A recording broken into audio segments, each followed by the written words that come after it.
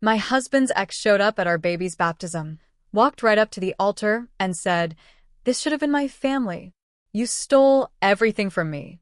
Guests started murmuring as she grabbed my hand and dug her nails in, hissing, "You will never be enough for him, no matter how many kids you have."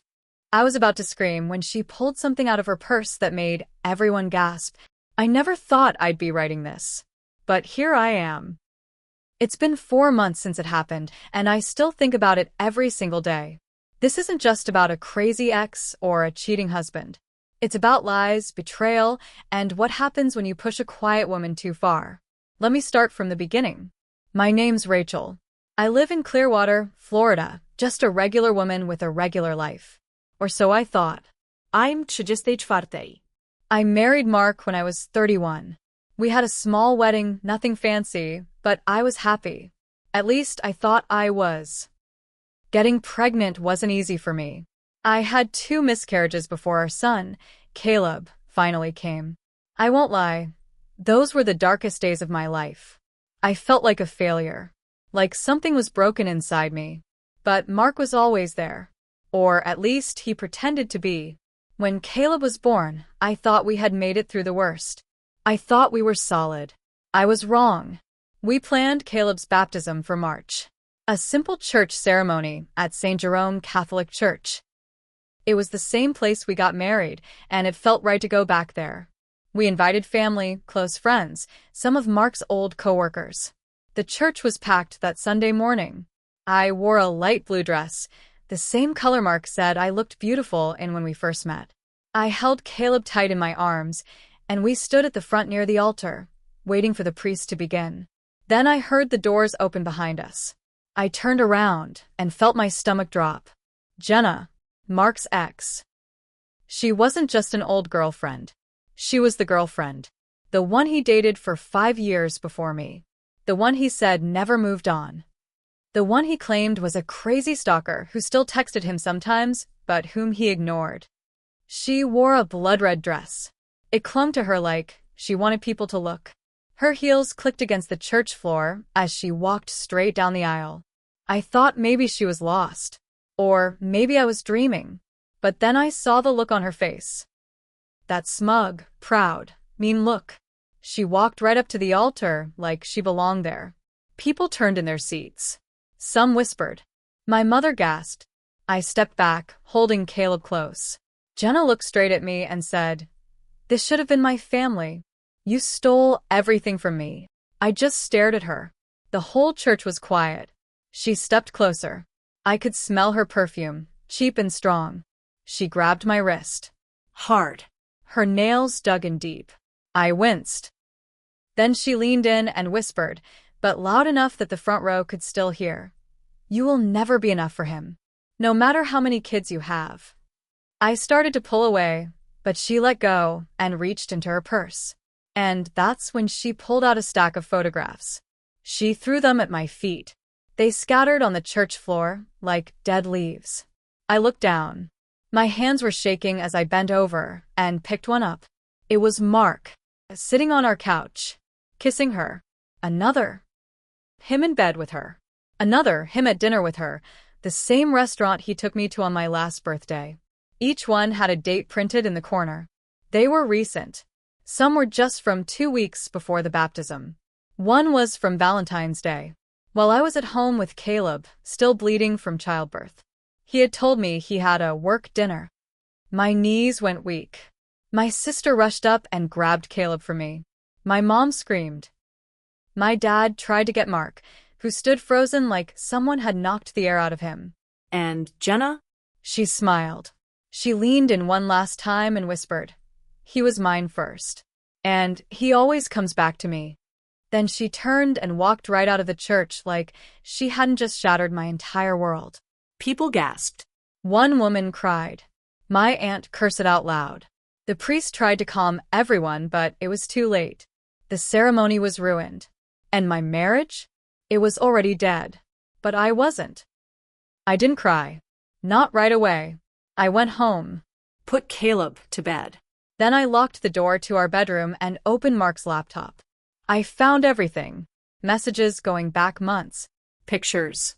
Hotel confirmations, love notes, secret email accounts, things I hadn't seen in our marriage for a long time. He didn't just cheat. He lived two lives. One with me, one with her. He came home that night and tried to explain. I didn't scream. I didn't throw anything. I just looked at him and said, "You're going to regret this." And I meant it. What he didn't know was that I had already started planning. Because if Jenna wanted to destroy my life, she should have made sure I didn't have anything left to fight for. But she messed with a mother, a wife, a woman who had already been to hell and back. And now I was going to drag her and him through every inch of it. After that day at the church, I didn't sleep much. I'd lay in bed next to Caleb's crib, just watching him breathe. That tiny little face, soft and new, had no idea his whole world was built on lies. I stayed calm on the outside, but my chest was tight every minute. People kept calling, family, friends, even the priest. I told them I needed space. What I really needed was time. I started by making copies of every photo. I scanned them. I sorted them. I printed new ones and hid them in a folder labeled tax stuff. I didn't cry over them. Not anymore. I looked at them like evidence, like pieces of a puzzle I had to finish. Then I went deeper. Mark worked in real estate, always out showing houses, sometimes late into the evening. I never questioned it before. But now? I wanted to know everything. I went through his bank statements. Multiple withdrawals at odd places, gas stations far from Clearwater, hotels in Tampa, a $400 charge at some beach resort in Sarasota. One of the hotels had a spa. I looked up the spa menu. Couples massage, 90 minutes. I checked his phone records next. A number showed up over and over. One I didn't recognize. I called it from a burner I bought at Walmart. Hello. It was Jenna. I didn't say a word. Just listened to her say, "Mark," twice, sounding soft and stupid. Then I hung up. I didn't confront Mark yet. I waited. I wanted to see what he'd do. The next weekend, I told him I was taking Caleb to visit my sister in Orlando. He kissed my forehead and said, "Be safe." I smiled and said, "Always." But I didn't go to Orlando. I parked 2 blocks from our house and waited. I had left the living room curtains half open. I could see the reflection of our front door from where I was parked. At 6:42 p.m., a car pulled up. It was Jenna. She didn't even wait a minute. Just walked right in like she'd done it 100 times before. I sat there for an hour, shaking. My hands were cold, but my face was hot with rage. Then I drove away, to a hotel on the beach. I held Caleb all night and whispered to him, "We're gonna be okay. Mommy's got a plan." I met with a lawyer the following week. Tina Morales, sharp, tough, and didn't blink when I told her I wanted to destroy Mark financially. Florida isn't always kind to women in divorces, but once I showed her the photos, messages, and receipts, she said, "He's toast." We filed quietly. I didn't tell him yet. I wanted more time. I needed to know what else he was hiding. So, I did something I never thought I'd do. I reached out to Jenna. I sent her a message from a fake Instagram account. I told her I was a woman he used to date. Said I wanted to know if she was also being cheated on. She responded within 10 minutes. What she sent me next made my blood run cold. She thought Mark was going to propose to her. She sent screenshots of text messages where he said, "Just need to get a few things in order, then I'll be yours forever. I'm only with Rachel for Caleb. Once he's older, I'll leave. She's nothing compared to you." There were gifts too. Jewelry, plane tickets. He'd booked a trip to Mexico for the two of them in June, during our anniversary week. And the worst part? He told her I cheated on him during my pregnancy. Said Caleb might not even be his. She believed it. I didn't answer her messages. I just saved everything and sent it to my lawyer. Then I did one more thing. I called his boss. Mark worked for a mid-sized real estate firm in Clearwater. He wasn't a big shot, but he made good money. Always dressed sharp. Always smiling at open houses like nothing ever touched him. His boss, Robert, was the kind of man who used phrases like "client first" and "keep it classy." I didn't think he'd care about Mark's cheating. But I had a hunch. Something about the money Mark was spending didn't add up. So I called Robert. At first, he sounded confused. I told him I was Mark's wife and that there were things he should know. I didn't say much, just that I believed Mark was misusing company funds for personal travel. That got his attention. He asked me to email him any receipts I had. So I did. I sent the hotel charges, the plane tickets, even the gifts, things I knew Mark couldn't afford on just a salary. I also sent photos of the house showings he skipped, tagged with GPS data from his phone that showed he was nowhere near the properties. That was enough. 2 days later, Robert called me back. We're putting him on leave. Internal reviews already started. I appreciate the heads up. I said thank you and that was that. But it wasn't. Because Mark came home that night furious. Red-faced, pacing, slamming doors. Did you talk to Robert? What the hell, Rachel? I didn't answer. You don't get to ruin my career just because you're bitter. I finally looked at him and said, I'm not bitter, Mark. I'm just getting started. He lunged at the table and swept the stack of mail onto the floor. Caleb started crying in the other room. I didn't flinch. I just walked past him, picked up my son, and locked the door behind me. The next morning, Mark was gone. I thought that was the worst of it. Until Jenna showed up again. But this time, it wasn't at a church or a restaurant. It was at my front door. I opened it, ready to slam it in her face. But she looked off. Her eyes were red. No makeup. Hair mess. And in her hand, a positive pregnancy test. I need to talk to you, she said. Please. I should have slammed the door. I wanted to, but I also needed to know. So, I let her in. She sat at my kitchen table, shaking. She didn't act smug this time. She looked scared.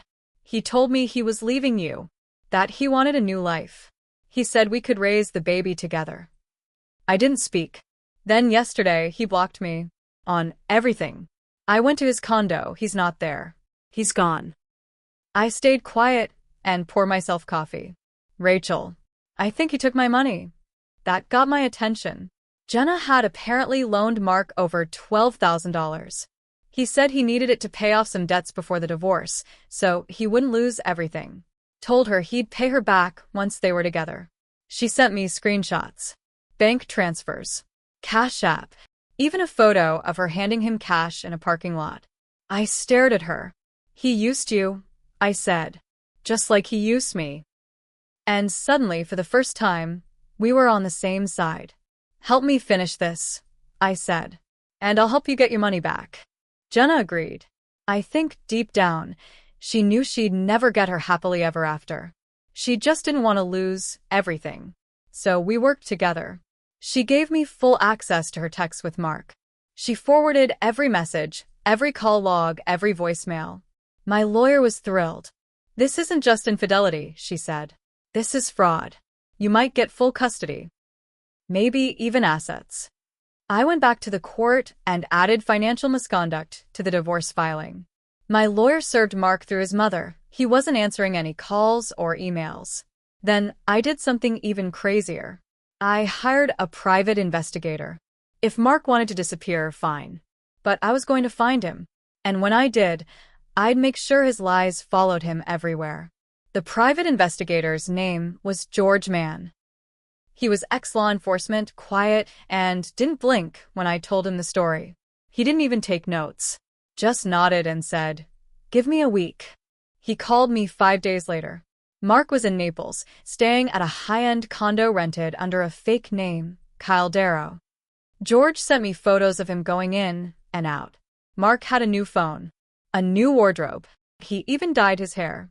I barely recognized him. He was living with another woman. Her name was Darla. She was in her 40s, owned a boutique. George got photos of them holding hands, kissing, shopping. I stared at those pictures, and something in me went numb. This man didn't love anyone. He just used people. I sent the photos to Jenna. She lost it. She's wearing my necklace. That bastard. It turns out Darla didn't know about me. Or Jenna. Or Caleb. She thought he was a single guy recovering from a toxic relationship. He told her he was a victim of me. That's when I made my final move. I sent Darla everything.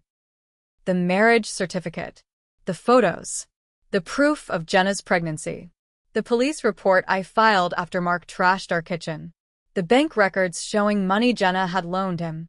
Then I made one more phone call to his new employer. Mark had started at a different real estate group under the name Kyle Darrow.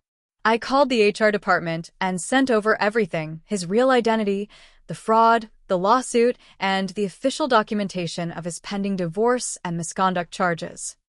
Then I posted it all. On Facebook, on a Clearwater neighborhood group, on Yelp under his old real estate reviews. I didn't use cruel words. I just posted the facts. Links. Screenshots. People started talking. His friends dropped him. His parents, who had always been cold to me, stopped answering his calls. He tried to reach me once. Left a voicemail that said, "You didn't have to ruin my life." I saved it. Played it for my lawyer. She smiled. It took 2 more months, but when the court date came, I showed up ready. Jenna showed up too, 7 months pregnant. Darla? She sent in a written statement. Mark sat there with a public defender and no one by his side. The judge didn't even blink. Full custody to the mother. No visitation without supervised review. Assets frozen pending financial review. Restraining order granted for both Rachel and Jenna. When we left the courtroom, Mark looked at me once. He didn't say anything. I didn't either. I moved back in with my sister. I'm rebuilding. I got a new job. I still have bad days, but I'm stronger now than I ever thought I could be. Jenna had her baby last week. A girl. She named her Hope. We talk sometimes, not friends, not enemies. Just 2 women who survived the same storm. Mark? Last I heard, he's living in a motel off Route 19, working door-to-door insurance scams. He lost his license. His car got repossessed. No friends left. And Darla? She pressed charges for fraud and identity theft. He's under investigation now. I should have seen the signs. The late nights. The fake smiles. The way he always made me feel like I had to earn his love. But I don't blame myself anymore. Because I didn't break anything. He did. And when the time came, I didn't just survive. I ended him. For me. For my son. And for every woman who's ever been told she's not enough. Because I was enough. He just wasn't.